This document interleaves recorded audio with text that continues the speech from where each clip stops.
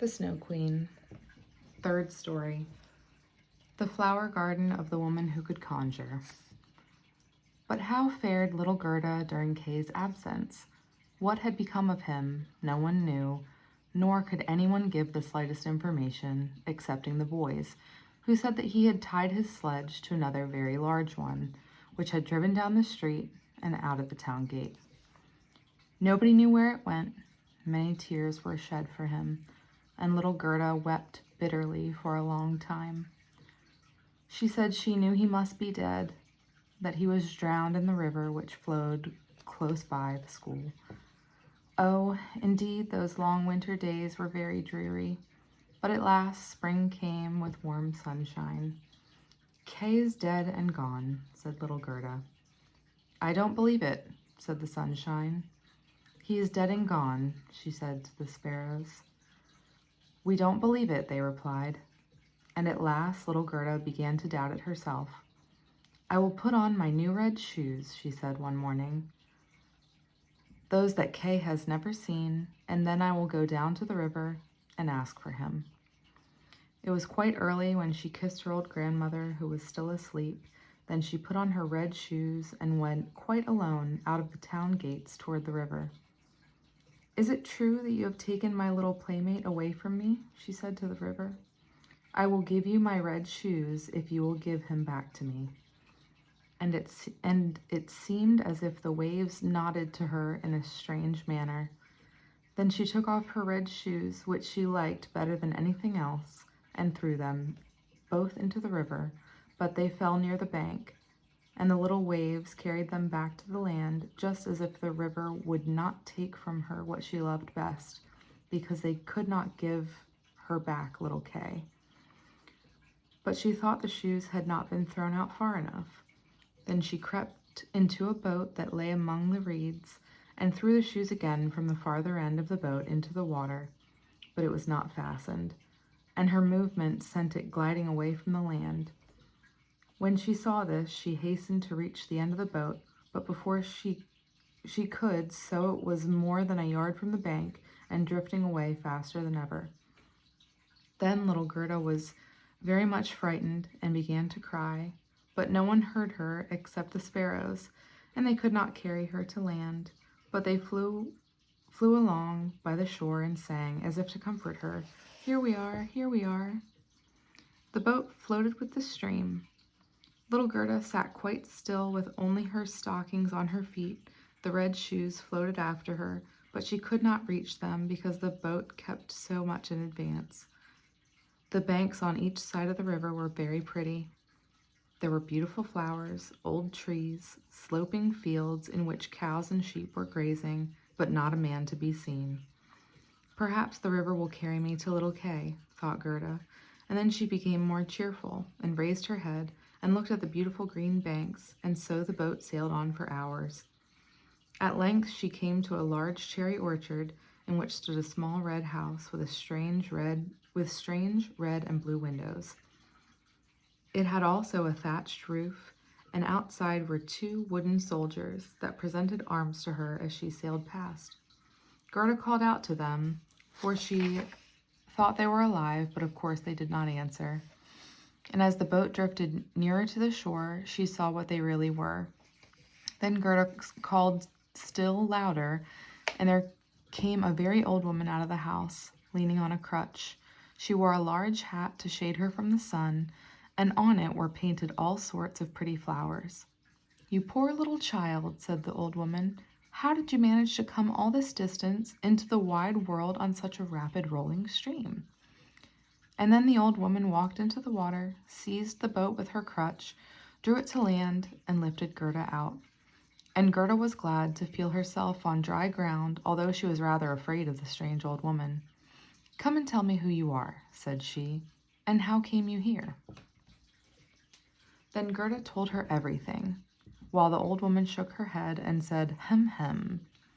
And when she had finished, Gerda asked if she had not seen little Kay, and the old woman told her he had not passed by that way, but he very likely would come. So she told Gerda not to be sorrowful, but to taste the cherries and look at the flowers.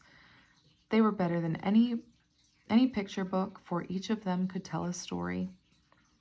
Then she took Gerda by the hand and led her into the little house, and the old woman closed the door.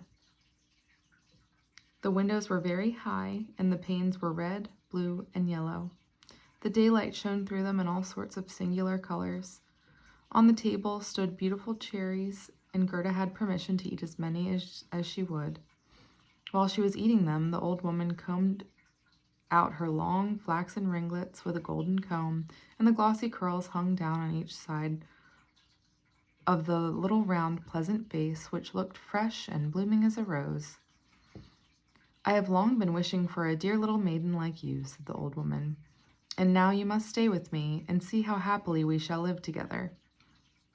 And while she went on combing little Gerda's hair, she thought less and less about her adopted brother Kay, for the old woman would conjure. Although she was not a wicked witch, she conjured only a little for her own amusement, and now because she wanted to keep Gerda. Therefore, she went into the garden and stretched out her crutch toward all the rose trees, beautiful though they were, and they immediately sunk into the dark earth so that no one could tell where they had once stood. The old woman was afraid that if little Gerda saw roses, she would think of those at home, and then remember little Kay and run away. Then she took Gerda into the flower garden. How fragrant and beautiful it was! Every flower that could be thought of for every season of the year was here in full bloom. No picture book could have more beautiful colors. Gerda jumped for joy and played till the sun went down behind the tall cherry trees. Then she slept in an elegant bed with red silk pillows embroidered with colored violets, and then she dreamed as pleasantly as a queen on her wedding day. The next day, and for many days after, Gerda played with the flowers in the warm sunshine. She knew every flower, and yet, although there were so many of them, it seemed as if one were missing, but which it was she could not tell. One day, however, as she sat looking at the old woman's hat with the painted flowers on it, she saw that the prettiest of them all was a rose. The old woman had forgotten to take it from her hat when she made all those roses sink into the earth. But it is difficult to keep the thoughts together in everything. One little mistake upsets all our arrangements. "What, are there no roses here?" cried Gerda, and she ran out into the garden and examined all the beds and searched and searched. There was not one to be found. Then she sat down and wept, and her tears fell just on the place where one of the rose trees had sunk down. The warm tears moistened the earth, and the rose tree sprouted up at once, as blooming as when it had sunk, and Gerda embraced it and kissed the roses, and thought of the beautiful roses at home, and with them of little Kay. "Oh, how I have been detained," said the little maiden. "I wanted to seek for little Kay. Do you know where he is?" She asked the roses. "Do you think he is dead?" And the roses answered, "No, he is not dead. We have been in the ground where all the dead lie, but Kay is not here." "Thank you," said little Gerda, and then she went to the other flowers and looked into their little cups and asked, "Do you know where little Kay is?" But each flower, as it stood in the sunshine, dreamed only of its own little fairy tale of history. Not one knew anything of Kay. Gerda heard many stories from the flowers as she asked them one after another about him. "And what?" said the tiger lily. "Hark, do you hear the drum? Tum-tum. There are only two notes always, tum-tum. Listen to the women's song of mourning. Hear the cry of the priest. In her long red robe stands the Hindu widow by the funeral pile. The flames rise around her as she places herself on the dead body of her husband, but the Hindu woman is thinking of the living one in that circle, of him, her son, who lighted those flames. Those shining eyes trouble her heart more painfully than the flames which will soon consume her body to ashes. Can the fire of the heart be extinguished in the flames of the funeral pile?" "I don't understand that at all," said little Gerda. "That is my story," said the tiger lily. "What?" says the convolvulus. Oops. "Near yonder narrow road stands stands an old knight's castle. Thick ivy creeps over the old ruined walls, leaf over leaf, even to the balcony in which stands a beautiful maiden. She bends over the balcony in which stands a beautiful maiden. She bends over the balustrades and looks up the road. No rose on its stems is fresher than she. No apple blossom, wafted by the wind, floats more lightly than she moves. Her rich silk rustles as she bends over and exclaims, "Will he not come?" "Is it Kay, you mean?" asked Gerda. "I am only speaking of a story of my dream," replied the flower. "What?" said the little snowdrop. "Between two trees a rope is hanging. There is a piece of board upon it. It is a swing. Two pretty little girls in dresses white as snow and with long green ribbons fluttering from their hats are sitting upon it swinging. Their brother, who is taller than they are, stands in a little bowl, and in the other a clay pipe. He is blowing bubbles. As the swing goes on, the bubbles fly upward, reflecting the most beautiful varying colors. The last still hangs from the bowl of the pipe and sways in the wind. On goes the swing, and then the little black dog comes running up. He is almost as light as the bubble, and he raises himself on hind legs and wants to be taken into the swing. But it does not stop, and the dog falls. Then he barks and gets angry. The children stoop towards him, and the bubble bursts. A swinging plank, a light sparkling foam picture. That is my story. "It may be all very pretty what you are telling me," said little Gerda, "but you speak so mournfully, and you do not mention little Kay at all. What do the hyacinths say?" "There were 3 beautiful sisters, fair and delicate. The dress of one was red, of the second blue, and of the third pure white. Hand in hand they danced in the bright moonlight by the calm lake, but they were human beings, not fairy elves. The sweet fragrance attracted them, and they disappeared in the wood. Here the fragrance became stronger. 3 coffins, in which lay the 3 beautiful maidens, glided from the thickest part of the forest across the lake. The fireflies flew lightly over them like little floating torches. Do the dancing maidens sleep, or are they dead? The scent of the flower says that they are corpses. The evening bell tolls their knell." "You make me quite sorrowful," said little Gerda. "Your perfume is so strong. You make me think of the dead maidens." "Ah, is little Kay really dead then? The roses have been in the earth, and they say no." "Cling clang," told the hyacinth bells. "We are not tolling for little Kay. We do not know him. We sing our song, the only one we know." Then Gerda went to the buttercups that were glistening amongst the bright green leaves. "You are little bright suns," said Gerda.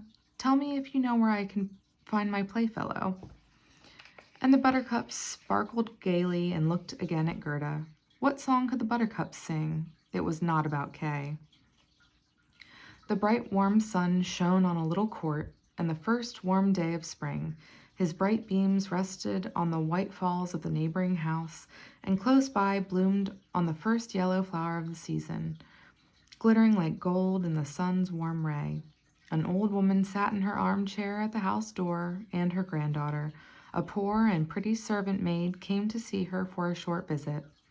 When she kissed her grandmother, there was gold everywhere, the gold of the heart in that holy kiss. It was a golden morning. There was gold in the beaming sunlight, gold in the leaves of the lowly flower, and on the lips of the maiden. "There, that is my story," said the buttercup. "My poor old grandmother," sighed Gerda. "She is longing to see me and grieving for me as she did for little Kay. But I shall soon go home now and take little Kay with me. It is no use asking the flowers. They know only their own songs and can give me no information." And then she tucked up her little dress that she might run faster, but the narcissus caught her by the leg as she was jumping over it, so she stopped and looked at the tall yellow flower and said, "Perhaps you may know something." Then she stooped down quite close to the flower and listened. And what did he say? I can see myself, I can see myself, said the narcissist. Oh, how sweet is my perfume. Up in a little room with a bow window stands a little dancing girl, half undressed. She stands sometimes on one leg and sometimes on both, and looks as if she would tread the whole world under her feet. She is nothing but a delusion. She is pouring water out of a teapot on a piece of stuff which she holds in her hand. It is her bodice. Cleanliness is a good thing, she says. Her white dress hangs on a peg. It has also been washed in the teapot and dried on the roof. She puts it on and ties a saffron-colored handkerchief round her neck, which makes the dress look whiter. See how she stretches out her legs as if she were showing off a stem. I can see myself. I can see myself. What do I care for all that, said Gerda. You need not tell me such stuff. And then she ran to the other end of the garden. The door was fastened, but she pressed against a rusty latch, and it gave way. The door sprang open, and little Gerda ran out with bare feet into the wide world. She looked back 3 times, but no one seemed to be following her. At last she could run no longer, so she sat down to rest on a great stone, and when she looked around, she saw that the summer was over and autumn very far advanced. She had known nothing of this in the beautiful garden, where the sun shone and the flowers grew all year long. Oh, how I have wasted my time, said little Gerda. It is autumn. I must not rest any longer. And she rose up to go on. But her little feet were wounded and sore, and everything around her looked so cold and bleak. The long willow leaves were quite yellow. The dewdrops fell like water. Leaf after leaf dropped from the trees. The sloe thorn alone still bore fruit, but the sloes were sour and set the teeth on edge. Oh, how dark and weary the whole world appeared.